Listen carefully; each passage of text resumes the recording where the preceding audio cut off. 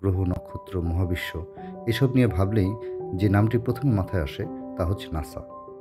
আজকের এই নাসা ২-১০ বছরে কিন্তু এ পর্যায়ে আসেনি, এমনকি ১০০ বছরও নয়। এর পিছনে আছে বহু জ্যোতির্বিজ্ঞানীদের হাজার বছরের নিরবিচ্ছিন্ন গবেষণা।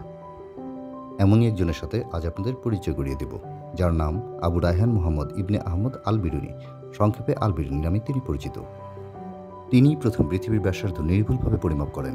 আজ থেকে হাজার বছর আগে তিনি পৃথিবীর ব্যাসার্ধ নির্ধারণ করেন ৩৯২৮.৭৭ মাইল, যা বর্তমান আধুনিক বিজ্ঞান দ্বারা লব্ধ ফলাফলের ৯৯.৪০% সঠিক। গ্রিক জ্যোতির্বিদ টলেমির তত্ত্ব অনুযায়ী পৃথিবী মহাবিশ্বের কেন্দ্র এবং কেন্দ্র সর্বদাই স্থির। এই ধারণা থেকে সবাই বিশ্বাস করত যে সূর্য পৃথিবীর চতুর্দিকে ঘোরে।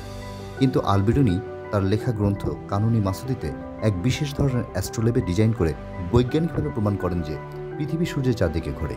এমনকি সূর্য নিজেও স্থির নয়, বর্তমান বিজ্ঞানও যা মেনে নিয়েছে। এছাড়াও জিওগ্রাফির উপরও তার অনেকগুলো বই আছে। তিনিই প্রথম সুনির্দিষ্ট স্থানাঙ্কের ভিত্তিতে পৃথিবীর সঠিক মানচিত্র তৈরি করেছিলেন, যা আজও ইস্তাম্বুলের তোপকাপি সারাই মিউজিয়ামে সংরক্ষিত আছে। এছাড়া হিজরি মাস গণনা এবং দৈনিক ৫ ওয়াক্ত নামাজের সময় নির্ধারণের জন্য উনি একটি মেকানিক্যাল লুনার ক্যালেন্ডারও তৈরি করেছিলেন। এসব আবিষ্কারের পিছনে ছিল তার গণিতের উপর অগাধ জ্ঞান ভাণ্ডার। থেকে ১০০০ বছর আগে কানুনি মাসুদির ৩য় খণ্ডে তিনি ত্রিকোণমিতিতে ক্যালকুলাসের ব্যবহার করে বহু জটিল সমীকরণের সমাধান দিয়ে গেছেন।